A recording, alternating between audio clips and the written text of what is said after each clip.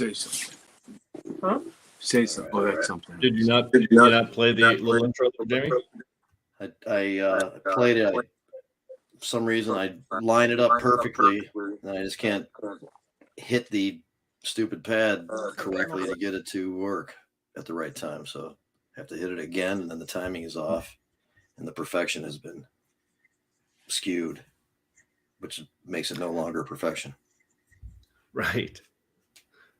Although skewed perfection is about the only perfection we can expect nowadays. True enough. Until I'll get this though. So everybody should keep watching. I will get this. Tune in every week to see Jamie's saga. Right. So there'll be like a revamped sponsor thing first of the year. That's when we see who's on board and all that kind of stuff. And I haven't been on top of it, but as usual, in your minds and hearts, spirit, add in Meds Cafe to this list, and otherwise recognize our great sponsors. Cafe is, of course, their exceptional cannabis redemption of cannabis in Detroit. It's nutrient company, growgreenmi.com. Custom 420 promos. So, did everybody hear that? It was jumbled a little bit.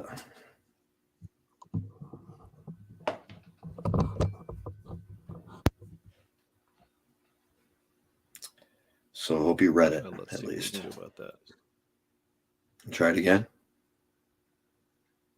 It sounded good right there when you said, let's see what we can do about that. Well, it seems like my video has maybe caught up with me now. Does it look like there's a little lag here? See, now that I have the goatee, it's easier to see the lag. See, before my lips were just like, but now it's a big shaggy shake. So nice. You like the big shaggy shake, right. Do you? Okay. Maybe at the end we'll try it again, and then just to make sure everybody was accounted for. And there went Rick. And we lost him. So, anyway, you know what? We had a couple things fall through today, but we have some stuff to talk about. I was really hoping to be able to watch the Viridis hearing on YouTube and get an idea of where it's headed and what these arguments are. There was a newspaper article in which Anton on the panel with us here, and also we're joined by Adam and Rick. I guess we didn't say who we are. I'm Jamie. And it was about the investigation over why are these THC numbers high? Why are microbial testings passing all the time? Why wasn't this method, approved as it's supposed to be by the state? And all that kind of stuff. And then the labs countersuing, saying the state, was the one who fucked up somehow on this. And so all that was going to get heard today, and that got postponed. So a little disappointing, but they did say in this article that that they can prove now that their method is good, and they have this other third party backing them up and stuff like that. Still, from reading the article, seemed like that was kind of shaky nonetheless. This is the method that they add a few extra points to take into consideration the difference between what they're growing and what's being found on the street. They're actually trying to make a claim that method makes sense. Well, they did say in the article that their method reveals additional cannabinoids and is more reflective of the total cannabinoid experience that the doesn't compromise it, which means it's inflated over what other people would come up to as a result in some way. Well, they're putting a lot of stock into the AOC or that organization that's just stating that this what they presented was true and correct, but how that goes against the standardized methods we already have in place. It doesn't. None of it. Okay, makes and man, sense there's to an me. issue. I mean, there's other issues too, but go ahead, Adam. Oh, I just find it interesting that there is one lab corporation in the state of Michigan that has come up with their own method, and it's not used anywhere else in the country. Correct. Yeah, Yep. I don't know if that's right. Yeah. It's proprietary. They're putting stock in the fact, Adam. I'm agreeing. No. That's it's Hear crazy. me out. I'm agreeing that it's proprietary, and I'm okay with that. My point is, if it was what they said it was, it wouldn't be happening in only one state. It would be in every state. Now, is that also why they haven't shown it to the state even to get approved? Because they don't even want to reveal to. I would Would it expect. then become public record maybe if they start showing Yeah, their somebody at the SOPs state or would have something? to be on file, wouldn't they? Yeah. Right. makes Well, the no part of the problem sense.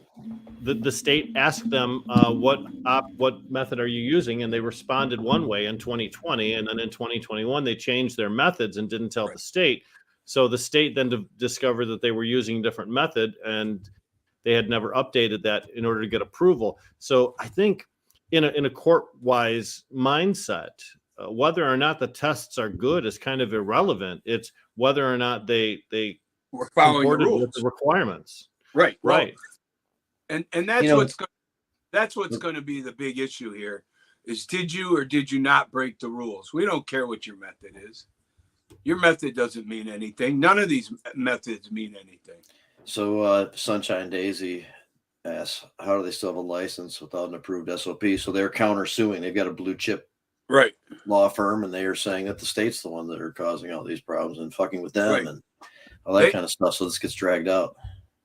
But like Rick mentioned, they have SOPs for what they said they were going to do. It's the fact that they changed it and got caught.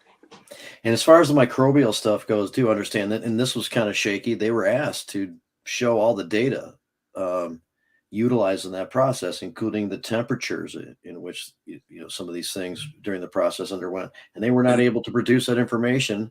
And they tried to claim that wasn't necessary. Meanwhile, every time we've had a lab on this show, I've asked them, if anybody came to you at any time, would you be able to produce this information? And they all said yes, and that's basic, and it's a foregone conclusion. That's part of the record keeping that you have to have, and all that kind of stuff. Well, I'm going to take one more stab because I'm that guy. But that's what happens when you got cops running labs. Well, when you feel like there's no consequence for your behavior, which is kind of a typical law enforcement mindset, right? That's why they get totally drunk with guns on, and they drive crazy drunk because they know any cop that pulls them over is just going to escort them home. This is worse than that. This is already a dirty cop. This guy's been caught doing shit like this before. I shouldn't say dirty cop. He wasn't a dirty cop. He came up with an opinion that screwed a bunch of people. Okay. Yep. I mean, Well, they've demonstrated the willingness and ability to skew science to achieve a desired outcome, and they're under investigation for doing that as cops, and they're under investigation for doing that now as part of this industry. It couldn't have happened to a nicer group of guys. But the problem is, it seems as if they have some very strong arguments, and they may prevail in their court case, which means that. By the way, Viridis sued 4 members of the CRA individually as individual citizens, claiming that they recklessly harmed the business operations of Viridis with the way that they behaved. That's kind of unprecedented in my mind. Well, but I'm going to tell you, as a former businessman who had multiple locations, the fact that the state did what they did the way they did is what opened the door. And I don't know that they could have done it any differently. Well, in hindsight, they know they could have matched up the data they used to close down the things and make sure that the specific store was attached to some issue before doing that. Got more research before they actually made their move and made sure both labs were doing it with samples that proved it as well. Something with such a huge impact like that, yeah. I think we'll see that in the future. I think in the future, should there ever be a licensee that has multiple locations, I think we'll see a little different handling of it. But listen, Viridis can win their case against the state. I have no problem with that. Matter of fact, if I read into it, I might actually be on Viridis' side. That doesn't negate what they did, and that doesn't mean that they won't be found guilty in the investigation. I didn't like them in the industry before I heard about any of this, so they're still out as far as I'm concerned. Let's not forget that some of this cannabis that was tested by Viridis was pulled off the shelves and retested, and multiple packages tested positive for aspergillus. Now, you know, aspergillus, we are told by the experts, is one of the most dangerous things that cannabis could contain to the human body. So this is a real concern from a consumer perspective as well as from a community perspective. At what point do we say enough is enough? And I understand that once it leaves Viridis' testing lab, they can't control the conditions in which it's stored, packaged, or housed. However, that's an awful coincidence. And in science, there are very few coincidences and more correlations. Yeah, for a place that didn't have a failure for microbial testing. Right.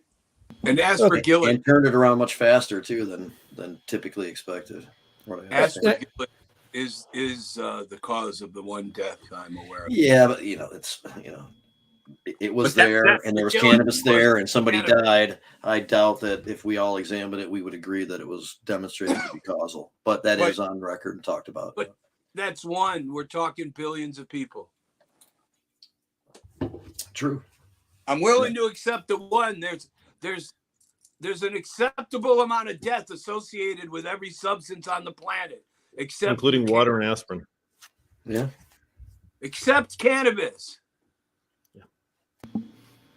So so the state did not handle everything correctly, but I don't always like everything they do. I have some current issues with some stuff that they're doing, but I just, you know, to be expected for that department, that agency to like have this weird shit just like imposed on them. I think they deserve a little bit of a break for not believing that, you know, if it turns out to be true, you know, these things, they just pass microbial shit and, you know, and have their own method, you know, that's dubious for, you know, testing THC, then.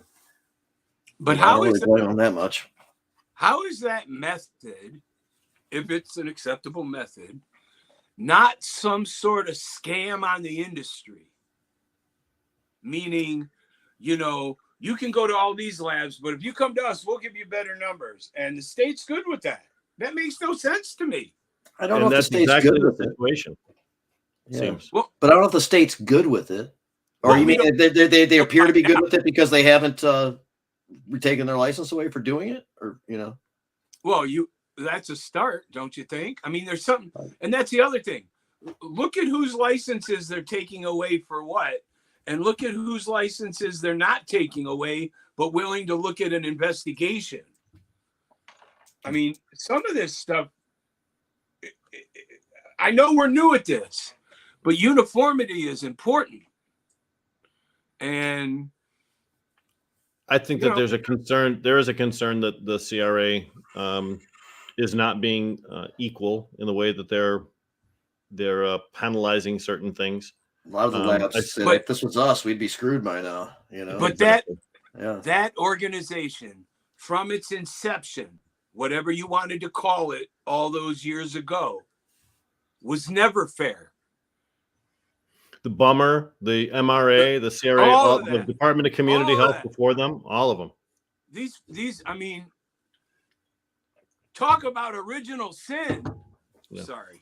Now, you know, the fact is, though, they are certainly building an airplane as they're flying it, which I absolutely hate that phrase, but it sort of applies in this way.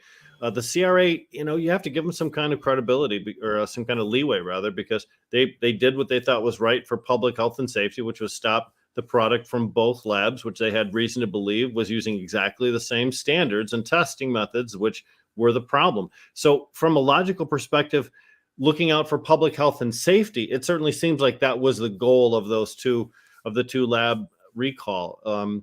The judge, of course, had a different perspective on it, but I think you err on the side of caution in this instance instead of being more conservative. Which is why we give them qualified immunity. Yeah.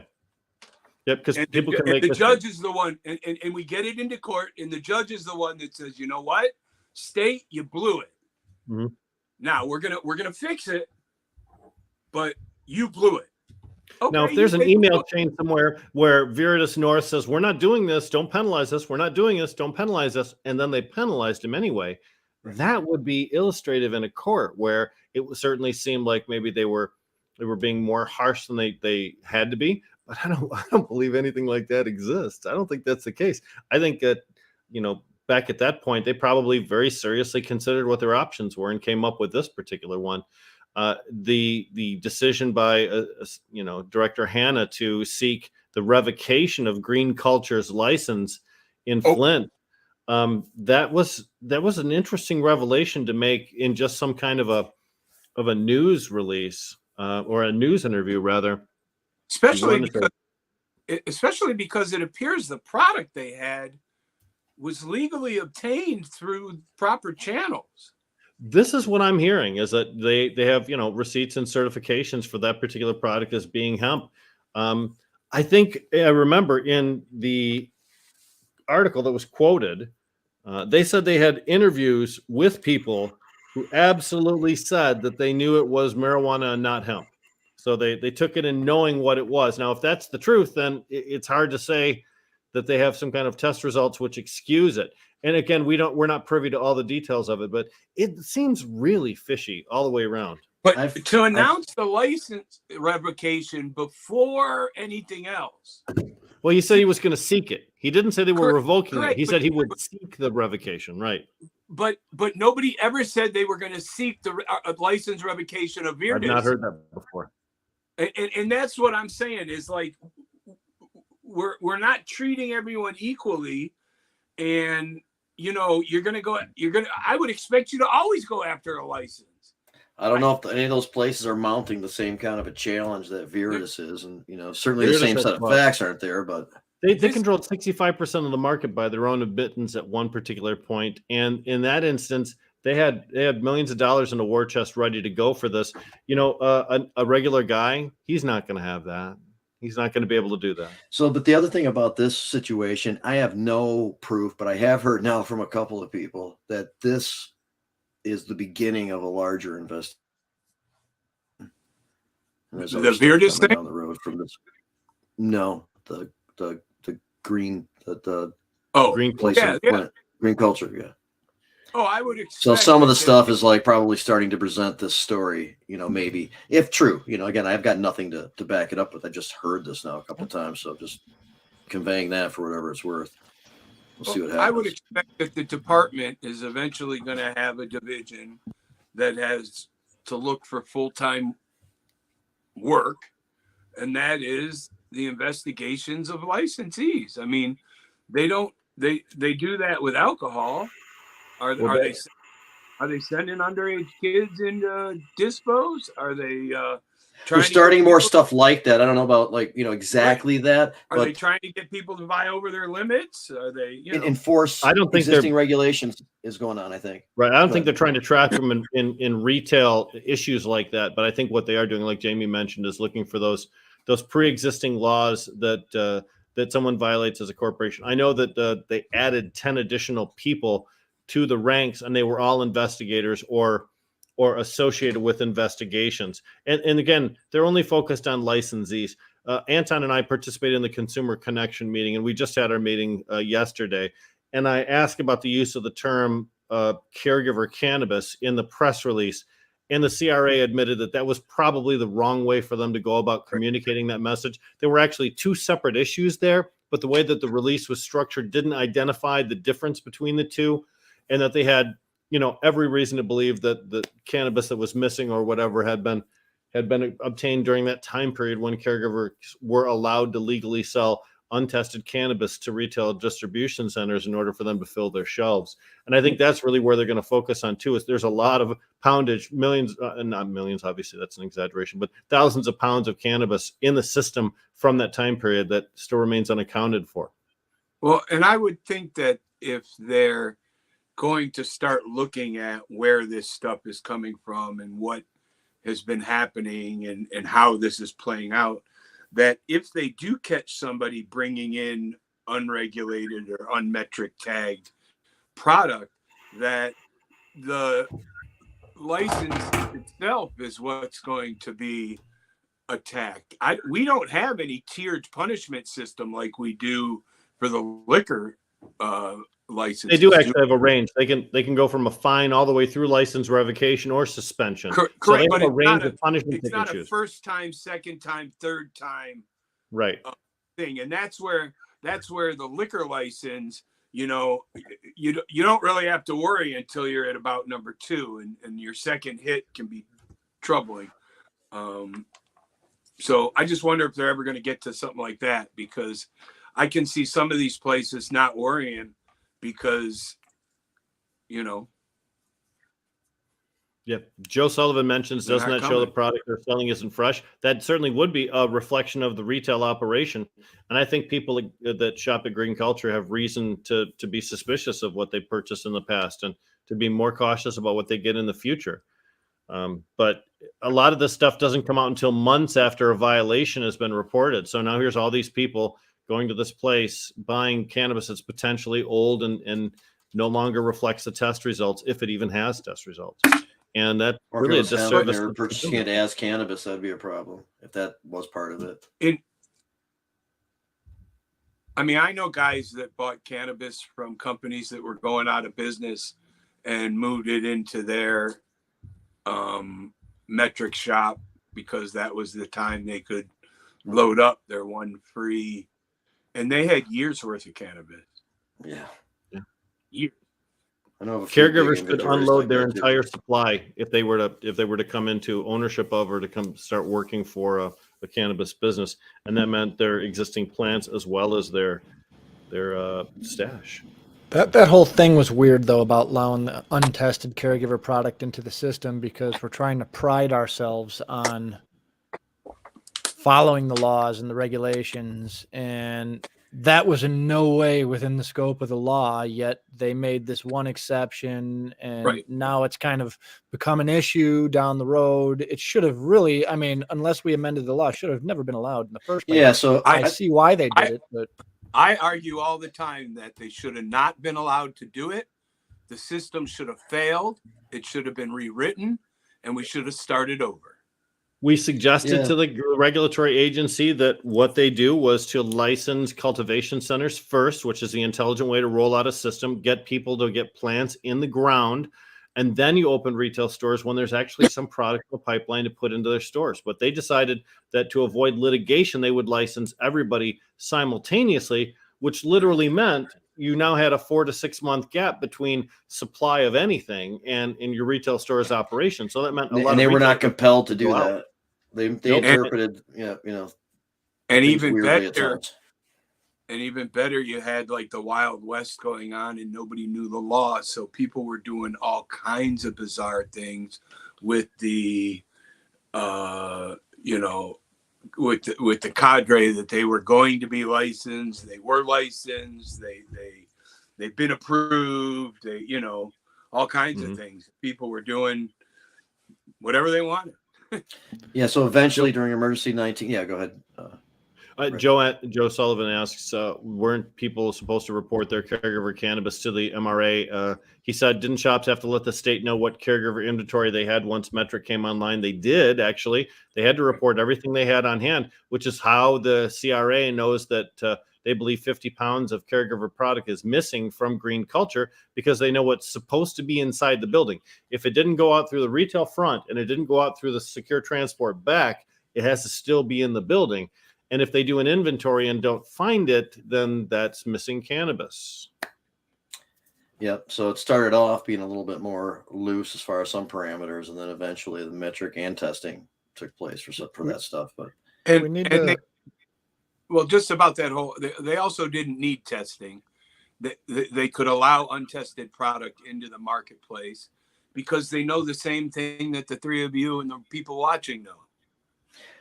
That cannabis doesn't need to be tested. So the issue with the mold and Viridis, to me, isn't necessarily a health scare or worried about aspergillus and stuff like that, but a consumer should get what they expect. That there shouldn't be this this distinction, and so not for the reasons of being allowed to be let back on the market due to the Viridis investigation, but for the reasons that you're not supposed to have certain levels of microbial contamination on the plants, they should have been pulled.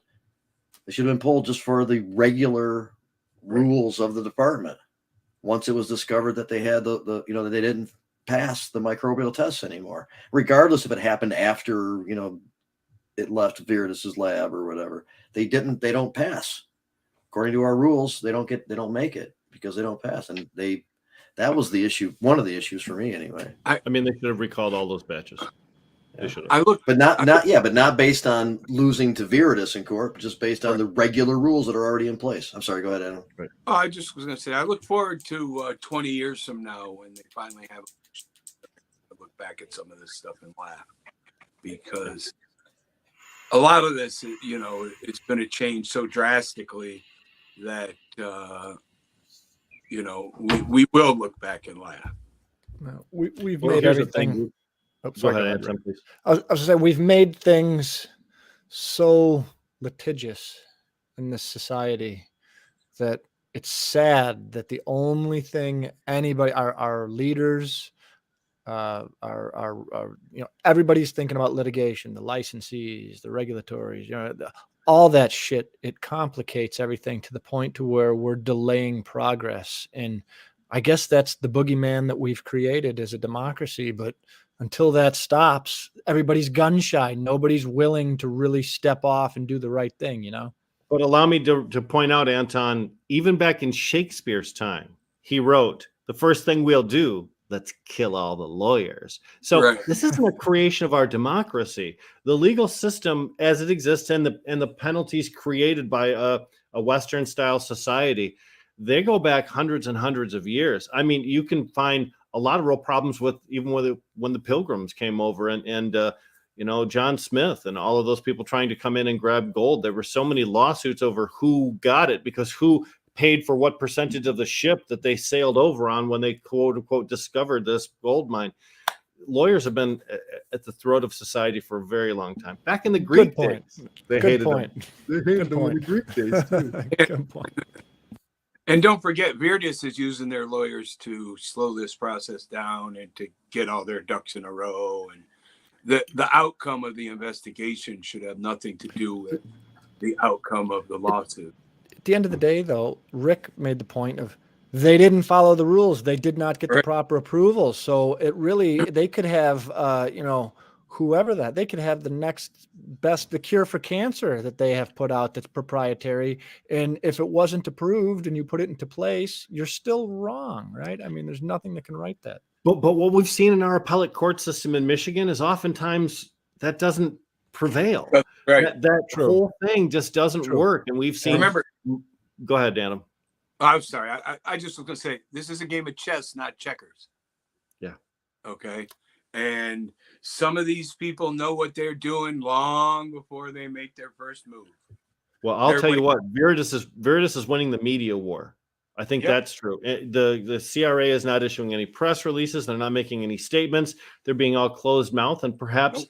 that's a good thing for government. But Viridis is kicking their ass in the news cycle, though. I mean, we're seeing nothing but positivity coming out from there, and that's just about the amount of money you spend. You But know. that comes from who owns Viridis. Yeah. They understand the game. They've been using the game against the people forever. Yep. Now he's using the game against the government. Pretty Anton, you wanted to get in a second ago. I was just going to say, in my experience, whenever government is silent is when they're at their most powerful, and their silence we don't know what's going on, and in the press releases and the fight in the media. At the end of the day, if they have a case that's going to win, they don't need to say anything. So I don't know the facts, but it seems like I'm wondering if at the end of the day their silence is actually going to be the stick up the ass, so to speak. And is Viridis' emphasis on public relations also a sign of well. what kind of What would be substance great? they deal with? Yes. That's a What would be- convertible for the guy who has a small penis, right? That's their public relations budget, essentially. What would be great is if Viridis wins their lawsuit and can prove that the state costs them money and then the state revokes their license because they broke the rules. I mean, that's how it should play out. I just hope that they just get their licenses revoked, period, and thought that before I heard about any of this. Yeah, I mean, You know, that seems like such a far away dream now. And remember too, we're talking about two different things. The CRAs weren't about winning the lawsuit against Viridis. Viridis still has to exist in the marketplace if the lawsuits prevail or whether it fails. So right now they're doing spin in order to establish confidence within the community about them, and also to throw shade on the CRA as an administrative body, which I don't think really helps out the business community whatsoever. When we have a lack of trust in government, even though I don't really trust government at all anyway, but So when we that's have that, it does impede everybody's ability to participate. Mm-hmm. In that article, the same article I referenced earlier about the postponement of these hearings that Anton was quoted in, talks about having a third-party lab to work Reference with as a reference lab. 2.7 million can solve this whole problem, right, Rick? That's what We that was talked the about number that on we were Monday. quoting. Yeah. Yep. Go ahead, Adam. I know you want to try to get in. so they think that they can get a third-party lab. Nope. They want to build their own lab. No, correct. $2.7 million. Correct, They'll build their correct. own lab on the back 40, right? Like a pole barn convert, you know. But That's going to tell them. Well, I would have to ask, do they understand how lab testing works? I'm pretty fucking sure they do, since they have lab scientists on employ. Because to me, it's my understanding that each lab is a comparison within itself. So if you're going to start comparing what you test out as compared to what someone else is testing out. They're already doing that. It's called an interlab comparison. We talked about that yesterday as well, too, a little bit. So they will take the same sample and send it to a bunch of people to get tests to determine the variances that they have within the industry. Yeah. Although those results are not shared with the public, which I think is not an open and transparently operating branch of government. But well, I don't know how you don't do that. Yeah, what's being protected? Yeah, right. Well, I don't know. Maybe there's something there. There's got to be something that they're basing it on. I'm sure that the attorney general's office advised them that they don't have to, or that it would be potentially, litigious should they release that and it poorly reflect on a lab. Adam, you're muted too. I was talking to my wife. Sorry. So anyway, Viridis sucks. This is what this all comes down to. Yeah, again, even before creating a scandal like this, it's been just dragged out forever. And I think people should look at the products and see if that lab was used, and as a consumer, use that as a basis for making a decision. I brought up I was going to bring up. I brought up earlier. I was thinking this through. Why not just get rid of the damn THC number on the damn label, right? Like, we don't have remediation labels yet. And to me, that information is exponentially more important to know than the THC percentage. Why not have them put their terpenes on the, that would be an easy fix, right? The number wouldn't count from a market share standpoint. Well, they're going to play that. They're going to play the same games with terpenes. First of all, second of all, I mean, I'm all for testing because I can find out terpenes. I don't need it for much else. But it'd be a difficult sell to try and get rid of THC as a barometer throughout the Michigan community. It's a $2 billion industry right now and just growing, and it's all based on THC percentage, which is why the THC potency that Viridis is accused of performing really is a market changer because it can make the difference between someone keeping their doors open or not keeping their doors open if they have that cheaty little extra couple percentage points. Oh. But again, we're still in the education system phase of this system, and we need to educate people that it's, what it's about, that it's about terpenes, that it's not just about THC, it's about all the cannabinoids. And I think that's going to be a natural progression. That's going to naturally happen. Um, it may be the next generation of dispensaries or provisioning centers or whatever we call them, where when you walk in, they have large TV screens that show you all the terpene levels of all the different plants they have. But right now it's menus because they're trying to sell you as much as they can. One, they also want to try and decrease the amount of time that you spend actually speaking to a human being. Oftentimes in retail environments, that's if you're busy, you want people in and out of the cash register as quick as possible. And if they make their decisions based on what they see on a tablet or on a television screen above them, then that's less dialogue time. So some retail operations work that way. Good point. That makes sense. Trying to make your business more efficient, but that would be at the cost of the consumer, I guess, at the end of the day, right? Look, I'll tell you what, you always want to have more human interaction between yourself and the person that you're selling. I've been in retail management for almost 2 decades. And I can tell you that the number one thing that increases the amount of money that you make on each individual sale is that human interaction. Someone making a suggestion, someone offering an upgrade, or offering different flavors of something that someone's already enjoyed in the past. So when you have that, you're building a bond between the consumer and the counter person at the retail location. When you don't, then it's just transactional, and it's all about money, and it's about THC. What was my lowest price? What did I get the most bang for?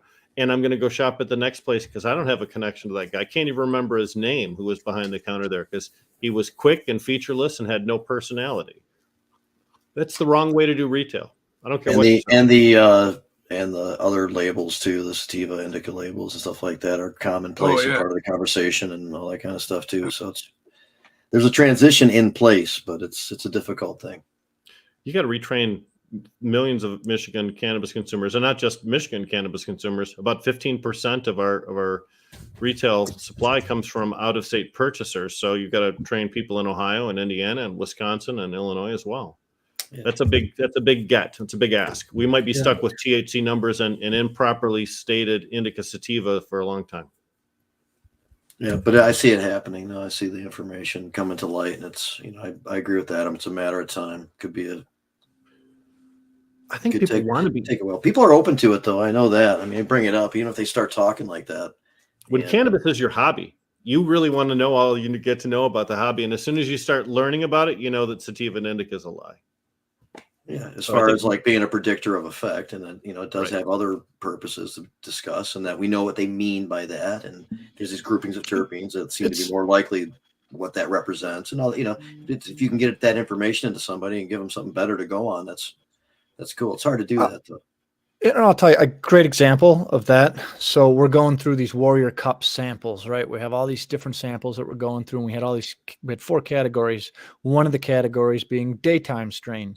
And, that's, that nice kind of upper feeling that you get from a good sativa, as you'd say. Mm-hmm. And I tested one of them out, and I took a damn nap. I slept for like 4 hours, right? Like had the complete opposite effects of even what the producers thought it would do, right? And I may have a different effect than what the person next to me has, but to quantify sativa indica, it's just not a good way to do it. And I just kind of laughed to myself. I woke up and said, well, shit, that did not do what it was supposed to do. Gonna score that one pretty low. Yeah, I guess that's really the thing. Although there is some individualized effect from human to human, there's still some generalizations we can make.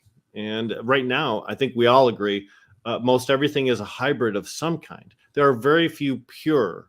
I mean, you can't just get a haze strain like there used to be Neville's haze. You can't just get a Neville's. You can't. So nowadays, everything's mixed and crossed with something. So it's 60-40, 80-20, 50-50, whatever it is.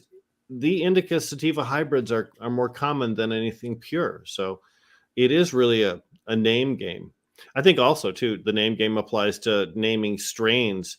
Chocolope was a great strain because people bought it expecting it to taste like chocolate, right? Right. Exactly. What a great, cantaloupe and some kind of a chocolate something, and it just never did. But the crazier the strain name, that's what people buy based on is a strain name. Let alone if some celebrity got involved. That's amazing to me now. I can't wait. There's guys, I'm waiting for some real criminals to get involved in this game. Yeah. White boy Rick? No, not heroes. I said criminals, man. I wouldn't think of him as a hero. Go ahead, branding. I was going to say branding has it's devalued the plant to a point. It's devalued the plant at its most basic. You have to do it. Inadequate branding for sure. You just slap somebody's name on it. The right person, get the right cannabis, work it. I mean, there's components to the puzzle that can work for somebody, but so often somebody thinks if they just throw somebody's name on just some regular pot that's going to be a combination for success, and that is not proven to be true. I know people that went to California, spent. Spartan Grown can get a pure haze. They're right. Oh, you can get pures. They're out there. It's just okay. I can't, so I'd love to try some. Thank you. Yeah, but I know a cat that went out to California, spent a mortgage amount on a strain, on a clone, brought it back, and that product. That product has a specific taste, smell, look, everything. When that comes from him. When someone else tries to grow the same exact strain. And, the name game is a problem because I've been shown a lot of things that aren't what you say they are. And I'm not going to embarrass you. I'm going to say thank you. And if it's decent, I wonder what it is, but come on. It really, what the next step in that game to avoid the name game is genetic identification of different strains based on markers and traits. And you can do that. The science exists. They do that already in the wine industry. They do that in the nut industry, like pecans and almonds that they grow in the Middle East. They have a very specific strains that yield high. And same thing with wheat and corn. We do it with all different types of things. There's no reason we can't transfer that technology over. The problem is patent and trademark and copyright. Those are some very sticky laws federally when it comes to a plant that's still technically Schedule 1. So at this point, it seems unrealistic that we will get some kind of a genetic marker that distinguishes something. And I'm also curious, too, whether our existing labs in Michigan, could they do a DNA analysis to determine whether or not what we call, since I mentioned it before, Neville's haze is really Neville's? No, I don't believe so. Some of that stuff is going on here, and I know that Spartan's just chiming in too, saying several companies already have large genetic databases. Right. That's a whole separate testing lab. Yeah, but how do is the and I agree that's a big step forward. However, do people agree that what Philo says is ultra green Kush is actually truly ultra green Kush? Yeah. I'm so curious about that. I don't really know. Spartan clearly has so many answers, and I'm really just asking questions at this point. And that's what's his world in the Michigan Bros Grow show. Well, we're talking about him. It's a great show, and it's great for information and for growers and staying up to date on stuff like this too. But that kept a lot of these newcomers honest, because you can't show up and say that you have a big bag of haze or Northern Lights number 5 or whatever, because there's ways to figure it out. Philos is done what they've done. So I'm curious too. People like to grow clones. Sometimes they pop seeds. Spartan says Philos went and sourced their material from the original breeders when they could. The way to have a trustworthy database is to go straight to landrace if you have to. Somebody, was insightful and jumped on it. So the best case that we have for that type of a database. However, again, still without federal recognition, it seems really tough that we would get something like that implemented as a requirement for naming. Yeah. But man, that's the way forward. To stop people from fooling around with the names. But I'm curious to see. This was a problem in the hemp industry where they would ship a bunch of seeds and they would say that it was XX brand, and it was actually nothing near that. And a lot of people got taken in the hemp industry when their crop went hot, and it turns out that their seeds were really not what they were led to believe. That's that's where education will come into. Like, for example, real GG4, like the real deal. Hit your nose. I know exactly what it is, right? But how much GG4 have you smoked in your day that wasn't the real deal? And I haven't smoked anything in that's on the show. that's like something that's just I guess consumer education, people educating themselves to what they like, and train people that they have to trust their nose, and how to actually decipher, if they're buying whatever it is, just based off of a name. It's just an ignorant approach, and that's kind of, I guess, legalization will help with that educative perspective. Don't forget, there's also the difference of the people who prefer McDonald's or Burger King. Sure, absolutely. And that's going to be one of the biggest things that our re-education is up against, is that there are people who are into brands, and they that's the brand that they're going to deal with. That's the company they're going to deal with, and they don't care much about anything else. Remember too that we're talking about legalization, and what are we at? We launched in 19 as far as the consumer-based industry, or the corporate-based industry was 19. So we're in year 3 essentially, and that was December of 19. So Right. So year 2 of our legalization program, when we really haven't had any standardized anything since 2008, and then before that, I mean, High Times Magazine was how we learned about most stuff. You saw it. It's a source of information for me and a lot of stuff. That's for sure. Ed would write about it. Ed Rosenthal would write about it, and then all of a sudden it was fact. So was BDT. Whether it was true or not, it was fact. So I want to continue what we're talking about with branding, based on what Spartan's saying here. Who cares what name is on the product? If it's good, it's good. If it's bad, it's bad. So that's part of it. I mean, you can draw attention to get started with by having the celebrity there. But once somebody's attention is drawn, if the product can't stand on its own, there's no reason to come back to it. And most brands are brands that celebrities have put their name to. Some care, like Snoop Dogg cares what his name is on, as far as the quality of the correct, cannabis and stuff, but many don't. He didn't create anything. No. I mean, I've worked with enough celebrities where we've been sat down at a table and 10 strains have been put in front of us, and we were told to pick out the one we liked, and that became the named brand. I mean, it's not like DJ Short's Blueberry. I mean, well, he bred that, right? Right. That's unique. He became somewhat of a celebrity because of it. Well, and again, the rules require in each individual state that you grow the cannabis in that particular state. So if Snoop Dogg wants to be involved in all 27 markets or 28 markets that are available, he's got to have licenses of 28 different cultivators. And it makes sense that some of them will be better than others. Right. Although I like to think Michigan has some of the best in the United States of America. It seems like some of the celebrities that come here make some decisions to partner with people that I would not suggest that they partner with. If they really took the time, they might not make that decision. But they're not paying me to buy them, so tough shit, guys. They don't do their homework. And, I mean, I like the fact that there are people that go with the biggest, most popular brand that has just come to Michigan, and they drive all over to get to those particular stores.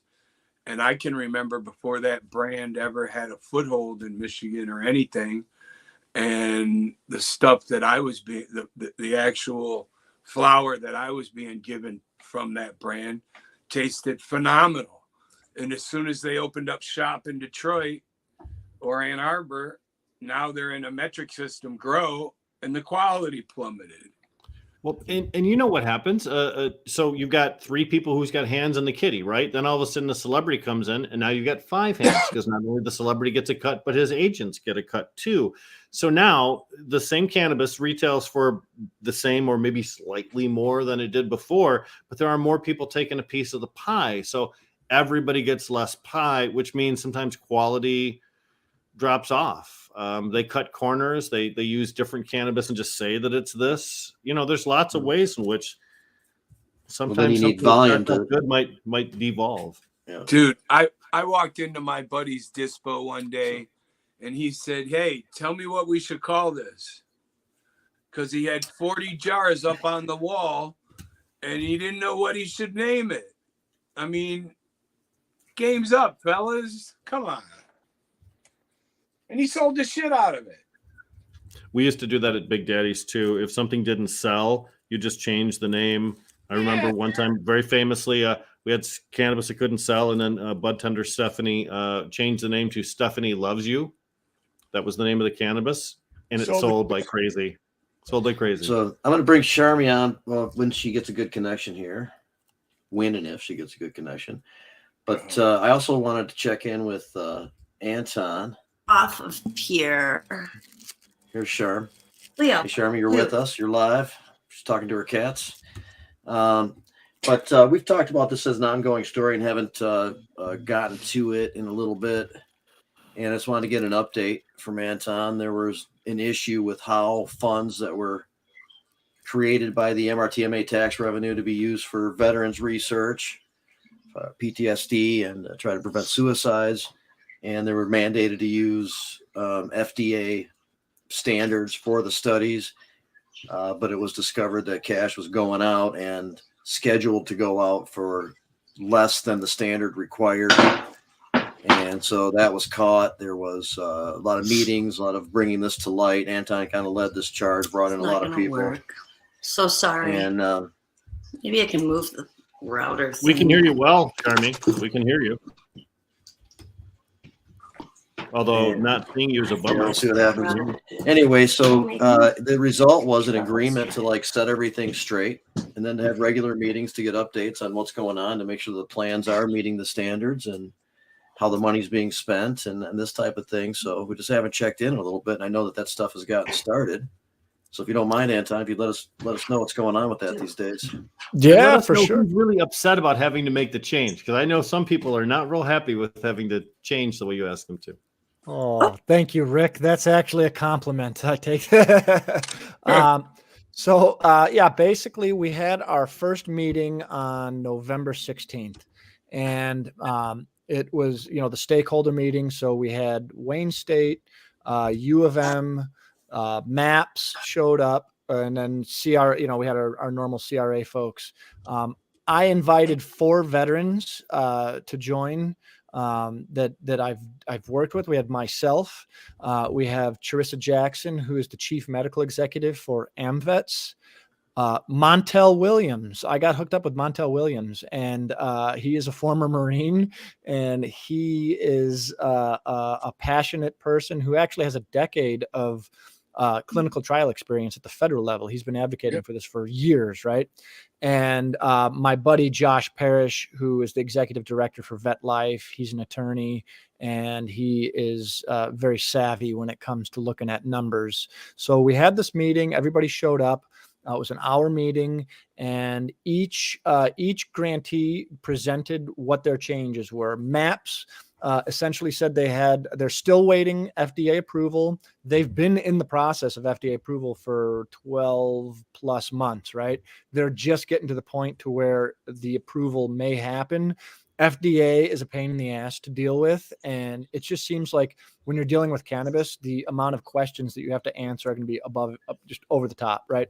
So they were still trying to iron out a couple ruffles that they had on their end, but they're moving forward. U of M agreed to source their study drug from marijuana. And I know I don't think they were happy about that because the law says it has to study the efficacy of marijuana. And they were going to use hemp. They were using industrial hemp. And then, right. And then once we got into the weeds on that, I called bullshit. And the big thing was Wayne State will not, they abandoned their plan to use redbud roots as their source of cannabis for the veterans. And they agreed that they will source from a DEA NIDA approved source, as did U of M. U of M, I believe, is looking to import cannabis from, I believe it's the Netherlands is what I heard. I don't know if that's 100%. But they represented their study designs to us and how they amended them to comply with FDA protocols and actually become interventional studies, which previously they were observational studies, which our law didn't allow because they would never qualify as an FDA clinical trial. So they each went through all of their, basically what they reported in their quarterly reports. Every quarter, these folks, they're supposed to submit a status report. This quarter was the first time they ever put forward their numbers and what their proposed budgets were and what they've actually spent.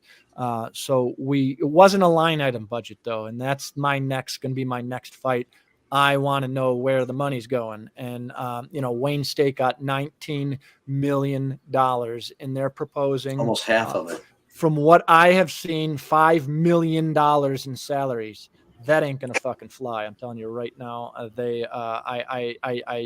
not comfortable with that. There's an example. They had budgeted $16,000 for travel.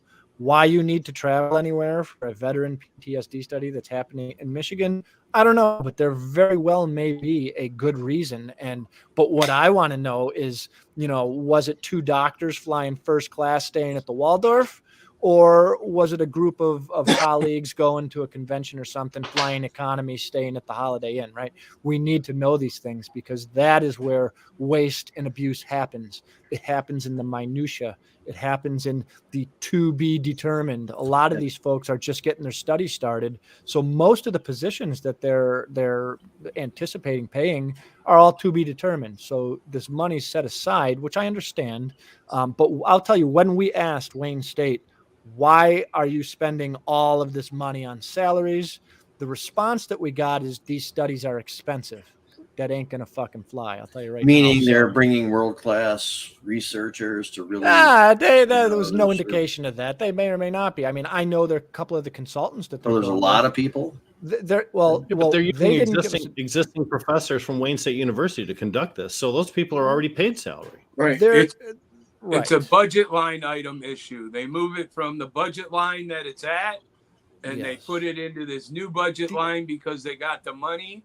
It's no different than when you buy a lottery ticket and it goes to the school. So regardless of what it is, you want to see the breakdown and be. And here's the thing. No, we're going to call bullshit on some of that. I'm telling you right now, the $5 million for salaries. How about this? How about we make it $2 million and then you take that $3 million and divvy it up against the veteran participants, pay them for their time, right? How much money, how many hundreds of thousands of dollars? I know Wayne State, I was approached and with some of the consultants, some of the names that were involved with Wayne State study, and they were attached to Canopy Growth.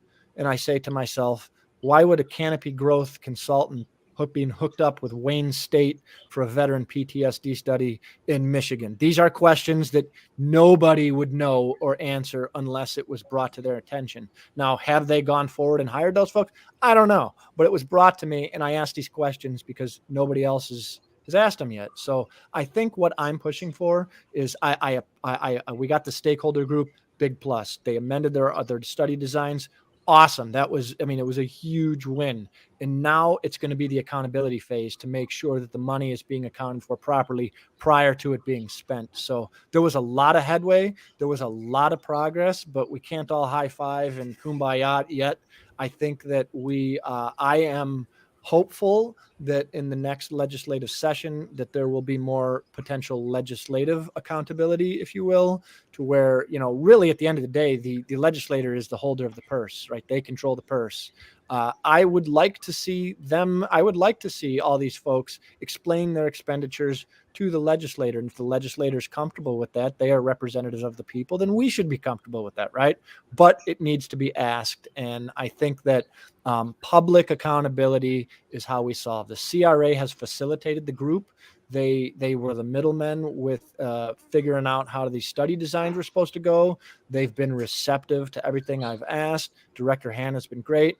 But I still think it's going to be incumbent upon us, the taxpayers, to call bullshit when we see bullshit. And I mean, there very well may some of the spending is maybe legitimate, and I don't know. But as the guy who paid for this, and as all of us who paid for this, you're gonna explain it to me, and that's kind of where I've settled on. But good things. There was a lot of change, a lot of positive change.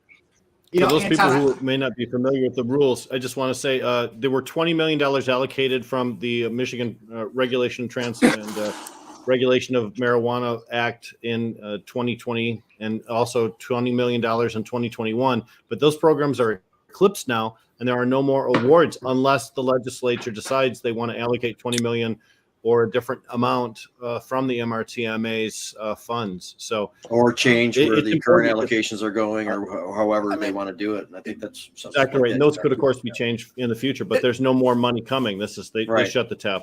If we're going to hire And this is all up to the current legislature. Hey, real quick, we've been joined by Charmie, Rick, Gholson, this is all. and Paul Toleno, and Hi, Paul. Trish. So we're So the legislature would have to approve the expenditure of funds, Charmie. The legislature would have to approve any expenditure of funds for a scenario like that. So they would have to initiate that $20 million. It's not anything a director can do on his part. So Thank you. I think because they'd actually have to amend the CRM. But yes. I'm going to say for at least 2 years. yes, So it seems like there's some discretion there. Like they could have gone more than 2 years if they wanted to, but they just said, this is what we're going to do, 2 years, let it go at that. Now that's it. I just want to know if I can get Anton to come balance my checkbook. Any day, Adam. Hey, you know what? I just want to be comfortable. I agree with you, man. This is where we get them. This is where you get them. This is where you get them. We can't look under every rug, right? Look behind every corner. And it's, Anton, you're shedding light on a very long told political truth, which is sunlight is a natural disinfectant. That's So right. in outing these issues and essentially showing the public how the sausage is made, you are doing a greater service to the public and holding the government accountable, which is, I mean, more than most of us can say during their days, which is fantastic. Thanks, brother. I'm doing the best I can. I hope it works. But Anton, honestly, it's not just that you're exposing them, because we've all spent years exposing stuff. It's that you're getting change made, and that, come on, Rick, right. Why do you think we know Paul Toleno so well? So the point is, you're making change, and you're making change because you've exposed them and they're up against the wall, and they got to get this right. And to me, it's brilliant. It's, the testing. Notice, by the way, they can have their craziness there, but when it comes to dollars and cents, you go to prison when you misspend money. They don't mess around with that stuff. And there was no press release when they made the change, no press release when they forced these universities to change policy, because that would reflect poorly upon the original decision that was made by government to allow those things in the first place. So, they like to fix things in the dark, as we like to say. And this is historically part of Michigan's whole gig anyways. Remember when they took the fees out of our initial medical marijuana patient applications and gave it to the fucking cops to come and get us? Remember, this is just what Michigan does. Listen, Michigan had a weed law, a medical marijuana law. They don't care. They didn't care. No. Governor Engler was the co-sponsor at the time when he was a state senator. It was meant to help sick people, but they wrote that caveat that the weed had to come from the federal government, and the federal government never would supply that weed. That law sunsetted. I mean, these people aren't stupid in what they're doing. But every once in a while, they make a mistake. And it takes a guy like Anton to point out that mistake. And they got to fix that, because if they don't, they end up in prison. if they do the right thing, then I will pat them on the back and thank you, right? But if there is a fuck up, I promise you, that's what I was bred to do, was to go through these types of scenarios. I will fucking find it, and they're not gonna like me for it. I will find you to go through these types of scenarios. Were you like in a little tube? They didn't feed you and they made you fight other little Antons and tubes? Oh no, I was a special agent with the Department of Treasury, so that's what I did for a living. Well, that's even better. He trained them, and now he's using it against them.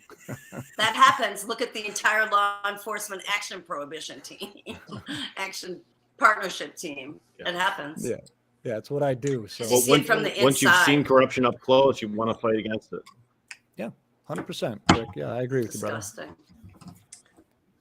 Well, that's cool, man. I hope that continues to pan out. It's definitely in a much better direction than it ever was. So 100%. We're on track now. So it was victorious. We'll just make sure it goes smoothly here on forward. Paul has been on for a little bit. Thanks for jumping on, man. My schedule has sucked. It's tough and tough. My schedule has catching up. I have to now, but yeah, my schedule's just been dog shit lately. Everything's been happening later in the day, and I mean, better busy than broke, I guess. But I've missed you guys. Great to see you. Right on. Hey, Paul, I got a question. You still doing criminal? Paul's motorcycle repair shop, man. Look at that. I know. Right? Well, all right. Yeah, I like that. You still doing criminal defense? Are you in your garage or your living room? My garage. My wife would never have that. Oh, I have an ex-husband that drove that motorcycle right in the living room for the winter and worked on it all winter. It was awesome. I loved it. Hey, Paul, Adam's trying to ask you if you're still doing criminal defense currently. Yeah. And you know what's funny is that I still do drug cases. Unfortunately, I do real that's drug what cases. I want to ask about. Are you still getting weed cases? Are you getting a violation of caregiver law cases? Are you getting none of that? Right. I'm not even seeing cases where my clients also smoke pot. So there was a driving offense. And there's no weed charge added to it. Not even the guy who was just like, hey, do you smoke? Do you have a card? He's like, I'm not into that. I'm like, how did you get into What's your area of practice? Are you primarily in Southeast Michigan? Like, are there still hot counties in Michigan where they're going to get you? They don't care. I've had a lot of encounters here in Southeast Michigan from like the thumb on down that have been, let's say, more difficult than necessary on certain cannabis issues. And then I've had other courts, and surprisingly, courts that I wouldn't have pegged have not done violations for positive marijuana tests on probation. So I'm getting some that are like, I have to show up and show them how sharp my sword is. And they're like, oh, okay, we get it. And they back off. Whereas other ones, I'll get the report and they'll say, well, you tested positive. My client's like, yeah, I took a brownie on the weekend. And the judge is like, well, don't do it again. And we won't really have a problem here. So the attitudes are changing. And then even for like the more, let's call it like like hardline judges, like the black and white kind of judges, the forms now that you get in the orders will say no alcohol or marijuana. So they're lumping it together, right, with this whole treat it like alcohol approach. They're lumping it together to say, look, we're not a judgment, we're not creating any problems, but you got to test, and if your numbers don't go down, it's just like drinking. So they're doing that, but those are more. I'm seeing that fairly exclusively in drunk driving cases where they're doing the whole public safety. If you want to drive, you have to, earn the privilege. But there's definitely some, even some of the judges, there's a particular judge out in Oakland County that made some really bad rulings and sent a lot of our friends to jail and prison and made, forced Supreme Court rulings. And now to him, he's advertising protect your rights 420 on billboards because I want to go to the Court of Appeals. So it's such a seriously, I'm not. And I've shown the prosecutor. I'm like, is this the same judge that we're dealing with right now? That sent out jail? This is the same guy that told us there was no difference between Section 4 and Section 8, and he had to get slapped down on that one too.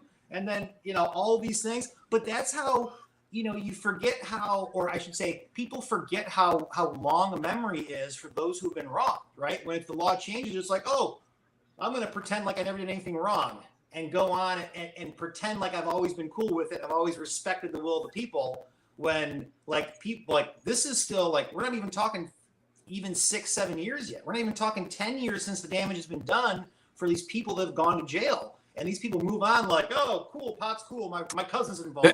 I had a cop who retired and went there now. And it's infuriating, frankly. Like a That's corporate why- rebrand. Yeah. I do not understand Rick.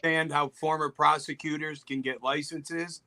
I believe that the one boycott and protest we should have is people standing out in front of these people's businesses, letting people know who they were, what they did to people, and that now they're in the game.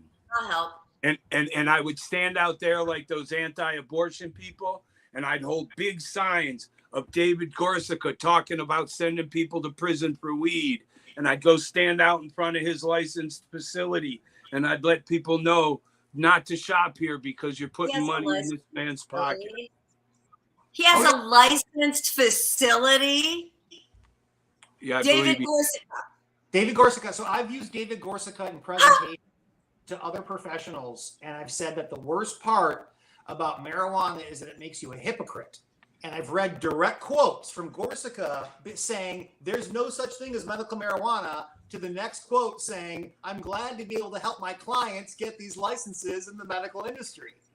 And then what do we do with Gregor Michaud, the former Michigan State Police crime lab head that on Well, you purpose, I'll tell you- purpose, like, what do we do with that dude who did, like, how many people did he send to prison on purpose, pretending they had felonies, who now runs the largest testing facility in the state, and nobody wants to even hear about that. Yeah, we Charmie, we started the show off talking about that. In a Sean, but go minute, ahead. Charmie, in a minute, I would raise funds to go stand out in front of Viridis. And That's I would where we raise- need to be. and I would raise funds to go stand out in front of every dispensary that carries a Viridis tested product. here's I mean- You here's have what I to would find the people that he hurt the Well, most. what who are willing Charmie's to mentioning do and what we talked about before,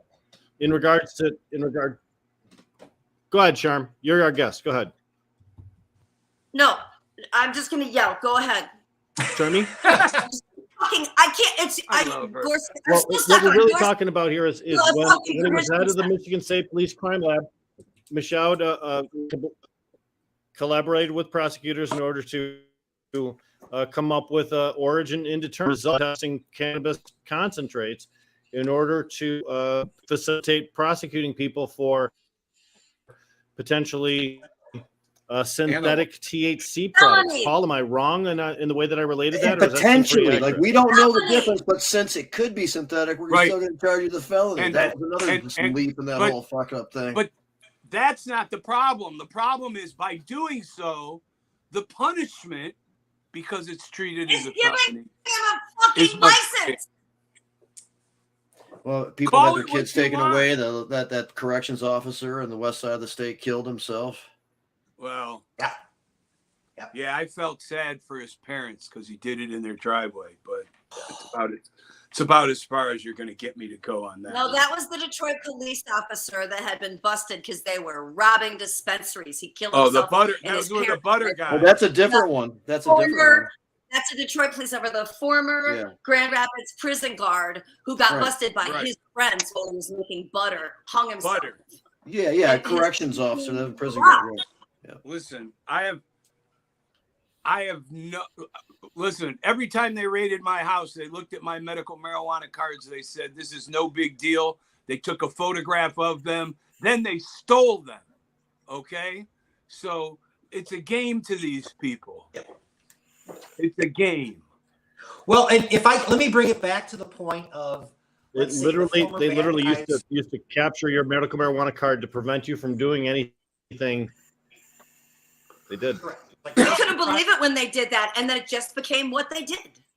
Like so many other things. Paul, go ahead. I was gonna say, let me bring it back to the point of when you have these, let's call them the former bad guys who are now licensed, and if there are ever and you know, the media will be your friend in these situations. But if there's ever a position where you can, let's say, send these people a public letter or send them a letter asking for them to explain their position, right? So you can, for instance, if you want to use Gorsica, you can say, hey, Mr. Gorsica, at the time you took this position, and now your position is this as of recent, right? Will you please explain what's changed in your life, in your thinking, that's made you progress from one point to the other? And here's what you know what he's going to say, though. Just make him squirm. He's going to say the war was over, so I took my brown shirt off and I put it in the closet, and all is good. Exactly right. He's going to say, I was just doing my job. I was just doing my job, and the law changed. And that's when you pull out the woman whose husband was sent to prison, and then she had to get 3 jobs to raise their kids, and you have her with a baby on her hip deliver her story. That answer, right? If the answer, right, let's say you do send that letter and it does get publicity, and Gorsica's response is, I was just doing my job. Well, that answer is then subject to public scrutiny, right? The guards at Nuremberg were just doing their job. That's exactly right. So that's where it gets into, is like, even if the answer is bullshit, you know you have the answer, and he's outed himself, right? If you get a sincere response, then, you know, now you can, let's say, leave him be. Jamie, not to take issue. However, but the Nuremberg excuse kept people alive. These people did this out of hate and spite. There was no reason to become what these people became. Okay, so I appreciate the analogy, and I'm not disrespecting it, but you have to understand that sometimes it was worth going along to get along to stay alive.